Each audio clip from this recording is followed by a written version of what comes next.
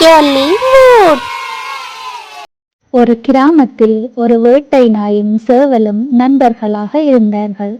அவை ஒரு நாள் உலகத்தை சுற்றி பார்க்க நினைத்தார்கள். அதனால் எல்லா நாடுகளுக்கும் நடந்தே போக வேண்டும் என்று முடிவு செய்தார்கள்.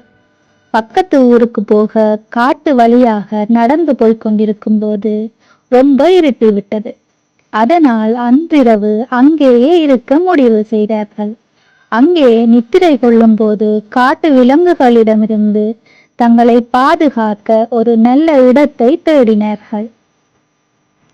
அப்பொழுது ஒரு பெரிய மரம் அவர்களுடைய கண்ணில் பட்டது. அந்த மரத்தில் இருக்கிற கிளை சேவலுக்கு பாதுகாப்பாகவும் அதே நேரத்தில் நாய்க்கு பாதுகாப்பாக மரத்துக்கு பின்னால் ஒரு பொந்தும் இருந்தது. உடனே நாய் அந்த பொந்துக்குள்ளேயும் சேவல் மரத்தின் மேலேயும் பாதுகாப்பாக இருந்தார்கள். விடிந்ததும் தூக்கத்தில் இருந்து எழுந்த சேவல் தான் கிராமத்தில் இருக்கிறதா நினைத்து கொண்டு கொக்கரக்கோ என்று கூவியது.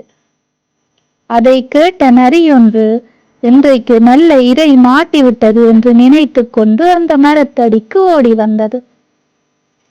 மரத்துக்கு மேலே இருக்கிற சேவலை பார்த்ததும், சேவலாரே, எங்கள் காட்டுக்குள் உங்களை வரவேற்கிறேன் என்று சொல்லியது. உங்கள் வரவு நல்ல வரவாக இருக்கட்டும் என்று அந்த சேவலை வரவேற்றது.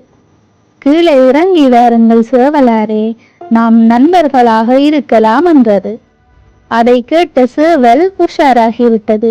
கிண்டல் அடிக்கும் நரிக்கு சரியான பாடம் சொல்ல வேண்டும் என்று நினைத்த சேவல் உடனே, என்னால கீழே வர முடியாது, ஆனால் நீ மேல வர சுலபமான வழி மரத்துக்கு பின்னால் இருக்கு என்று சொல்லியது.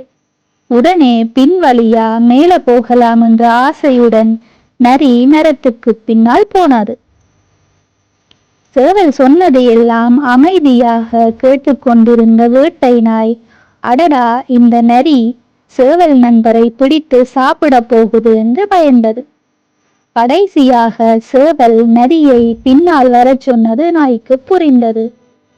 சரியாக நரி கிட்ட வந்ததும் அதை அடிக்க காத்து கொண்டிருந்த வேட்டை நாய் நரி வந்ததும் ஒரே அடி அடித்து நரியை அங்கிருந்து துரத்தி விட்டது.